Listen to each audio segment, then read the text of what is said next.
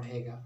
Okay, so guys चलिए late ना किया जाए और हमें स्टार्ट किया जाए जो भी हमारा टॉपिक है। गाइज आज हम इस पोएम को टच करने वाला हूँ, माई मदर एट 66, जो कमला दास के द्वारा लिखी गई हैं। जैसा कि आपको नाम से पता चल रहा है, माई मदर एट 66 माँ के बारे में जिक्र की गई है और मेरी माँ 66 की नाम से पता दो चीज़ें पढ़ रही हैं। एक, माँ के बारे में कविता है, दूसरी माँ की उम्र 66 है, मतलब कि माँ अब बूढ़ी हो चुकी हैं, कमज़ोर हो चुकी हैं और 66 में ऐसा भी कोई बंदा जवान तो होता नहीं है।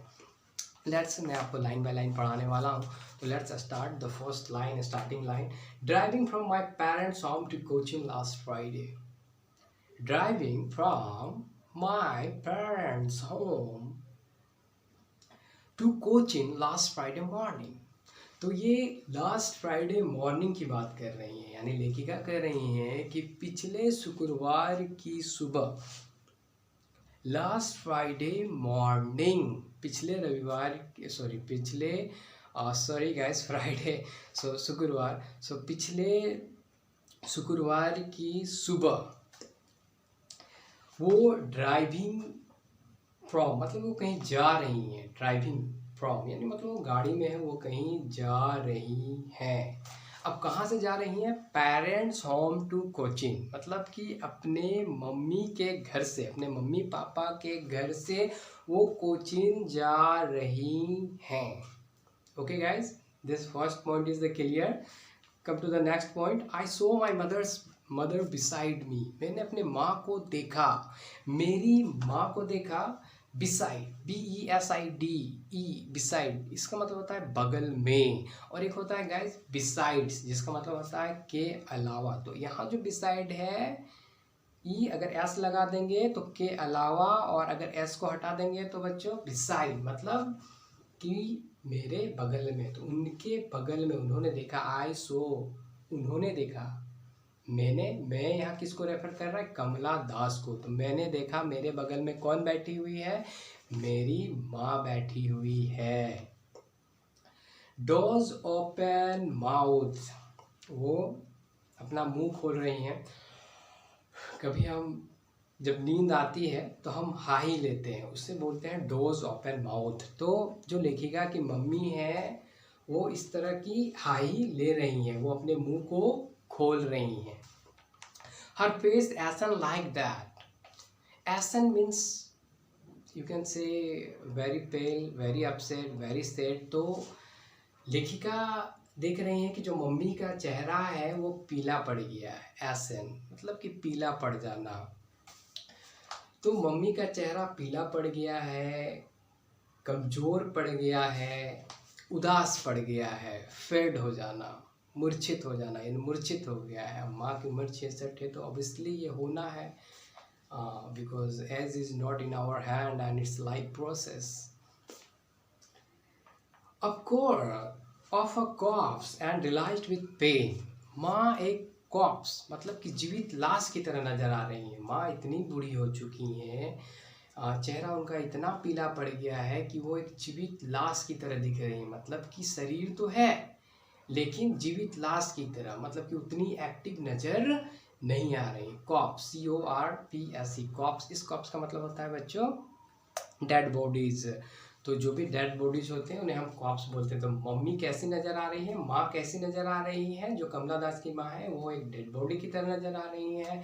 उनका चेहरा एशन हो गया है, मतलब पीला पड़ गया है। आगे बढ़ते हैं।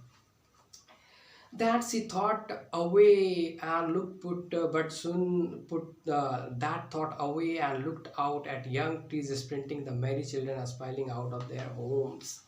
तो वो जब जब मम्मी को देख रही हैं, सी फेल्ट विथ पेन। वो जब जब मम्मी को देख रही हैं, she felt with pain. That's why the Kamala Das wanted to put her thought away.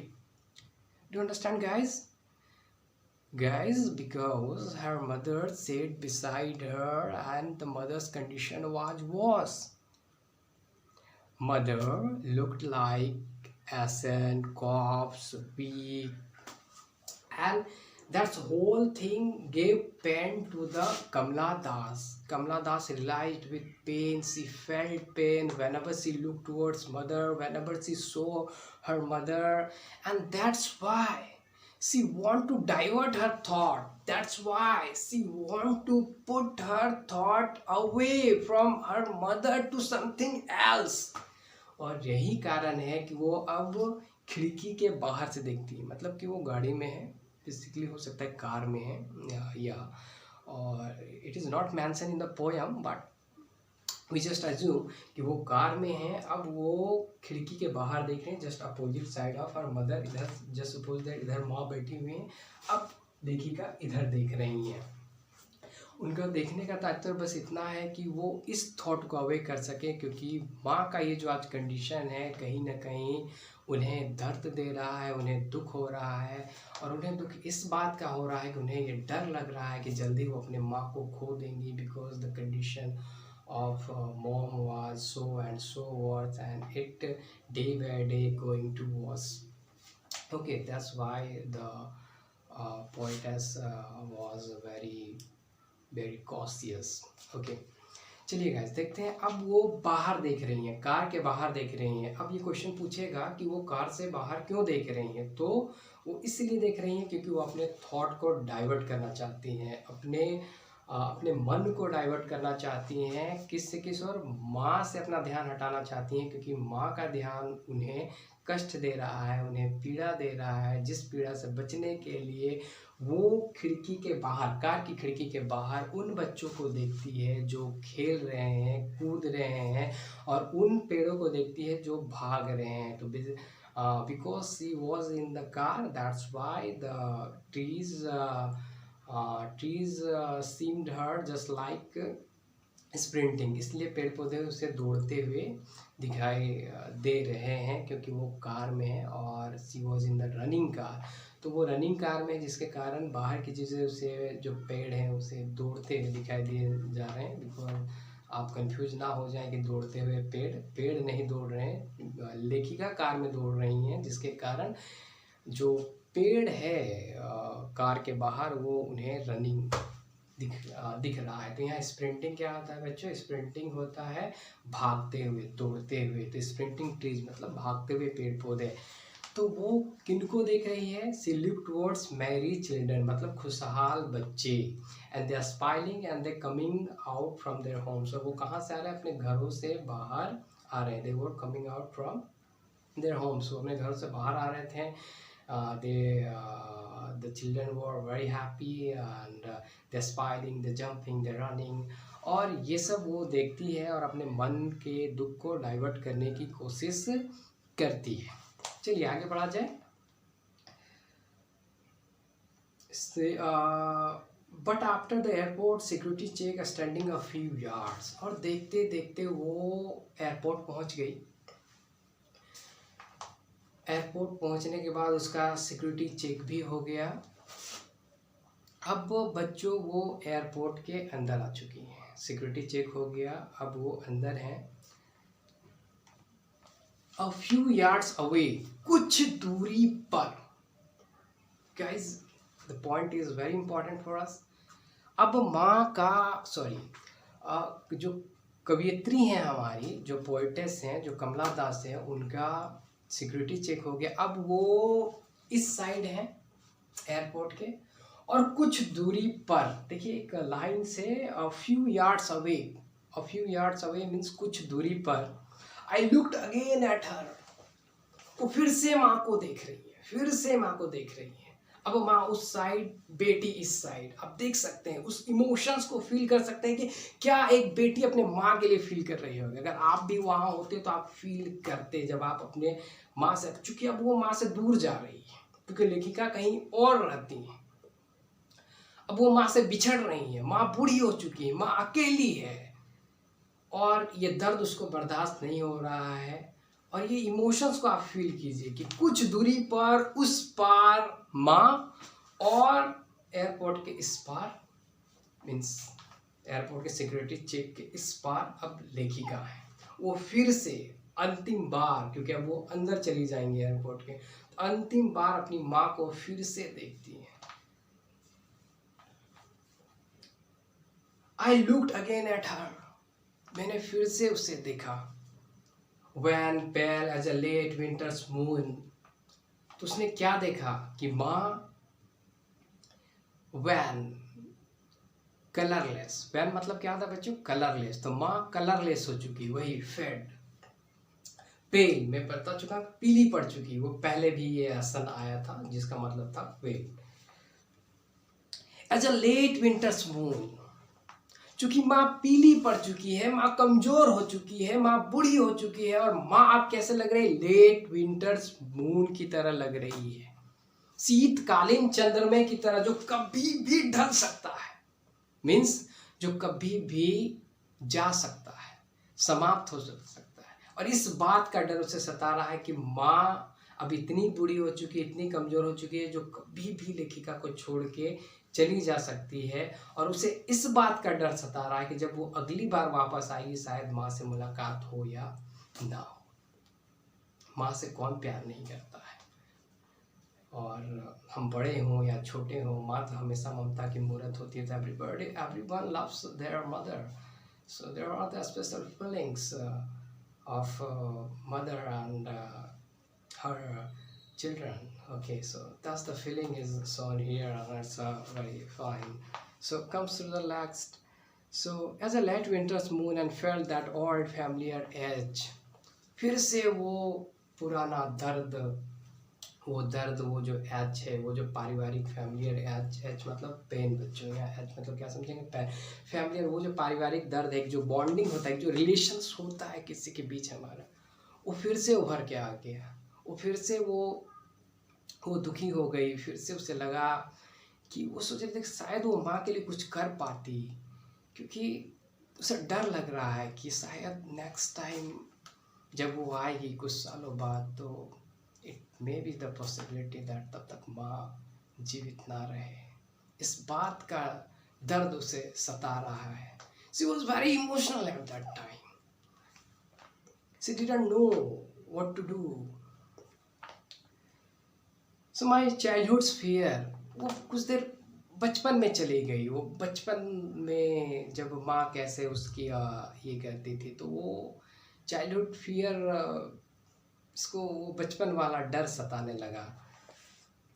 But all I said was see you soon Amma, but C resist herself, और काफ़ी हिम्मत जुटाने के बाद वो इतना कह सकी कि सी यू सून अम्मा, मैं जल्दी आपसे मिलूंगी अम्मा, मीन्स मम्मी, माँ। अम्मा, all I did was smile and a smile and a smile, मैंने जो किया, because it was the last moment of that situation, तो वो ज़्यादा कुछ कर भी नहीं सकती थी, and there was the distance, वो बात भी नहीं कर सकती थी, तो वो केवल she didn't want to upset her mother, that's why she was a smile and a smile, वो मुस्कुराई और मुस्कुराई। और इसी के साथ बच्चों ये कविता खत्म हो गई। अब यह क्वेश्चन उठता है कि वो क्यों मुस्कुराई। वो इसलिए मुस्कुराई क्योंकि वो अपने माँ को दुखी नहीं करना चाहती थी, और वो इसलिए भी मुस्कुराई ताकि ये जो मुस्कुराना है, ये उसके, आप दोनों लिख सकते हैं, पैसिमिस्ट ऑप्टिमिस्ट, लेकिन हम यहाँ ऑप्टिमिस्ट लेके चलेंगे। ये उसके ऑप्टिमिस्ट नेचर को दर्शा रहा है कि वो ये आशा करती है कि वो जब दोबारा आएगी तो उसकी मम्मी से उसकी मुलाकात होगी। तो ये कविता थी, कुछ इसमें हार्ड्स वर्ड हैं, वो मैं आपको क्लियर कर देता हूँ। यहाँ देख सकते हैं बच्चों, लास्ट फ्राइडे मॉर्निंग, आप जान सकते हैं लास्ट फ्राइडे मॉर्निंग मतलब कि पिछले शुक्रवार की सुबह। देन वी हैव बिसाइड, मैंने बताया बिसाइड एंड बिसाइड्स, बिसाइड मतलब बगल में, एंड बिसाइड्स मतलब के अलावा, तो यहाँ बिसाइड है, तो इसका मतलब क्या समझेंगे हम लोग, बिसाइड का मतलब यहाँ समझेंगे के बगल में। उसके बाद आइए, उसके बाद एसन, एसन मतलब होता है पीला पड़ जाना बच्चों। उसके बाद है कॉप्स, कॉप्स मतलब होता है जीवित लाश, मतलब सॉरी जीवित लाश, कॉप्स मतलब होता है डेड बॉडी मतलब लाश, okay. And realise with pain, pain means दर्द, एंड देन थॉट अवे, सोच को दूर करना, स्प्रिंटिंग मतलब भागना, दौड़ना, स्प्रिंटिंग, ओके। मेरी मतलब खुशहाल, एंड चिल्ड्रन यू नो बच्चे, स्माइलिंग मतलब जंपिंग, कूदना, भागना, running, just like, and few yards away, few yards मतलब कुछ, अवे मतलब दूरी, एंड फ्यू यार्ड्स मतलब कुछ दूरी पर, ओके, कुछ यार्ड्स की दूरी पर। And then we have late winter's स्पून, शीतकालीन चंद्रमा। एंड देन फैमिलियर एज, पारिवारिक दर्द। एंड चाइल्डहुड फियर, बचपन का डर। एंड सी यू सून मतलब जल्द ही मिलेंगे, सी यू सून मतलब जैसे भी हम लोग कभी डिपार्चर होते हैं या दो दोस्त मिले और जब वो अलग होते हैं तो we also use that term see you soon. Okay, तो सी यू सून मतलब क्या होता है, जल्द ही मिलेंगे। All I did was smile, smile and smile, मैंने क्या किया, मैं मुस्कुराई मुस्कुराई मुस्कुराई, तो कवित्री मुस्कुराई मुस्कुराई और मुस्कुराई।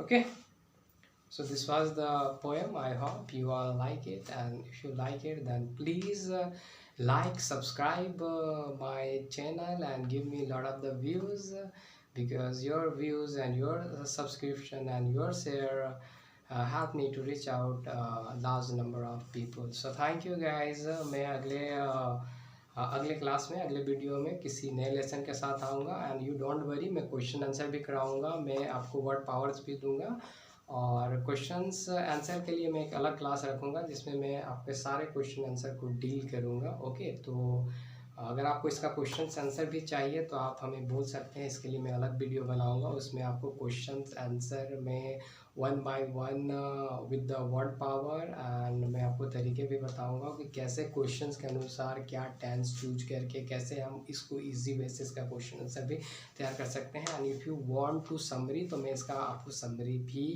दूंगा, ओके, प्रिसाइज समरी दूंगा, और इसमें से जो भी इसके मेन पॉइंट्स कलेक्ट करके हैं दूंगा। ओके, सो गाइज मेरा अगला वीडियो भी आएगा, और किसी दूसरे लेसन्स के साथ मैं फिर से आपके सामने आऊँगा।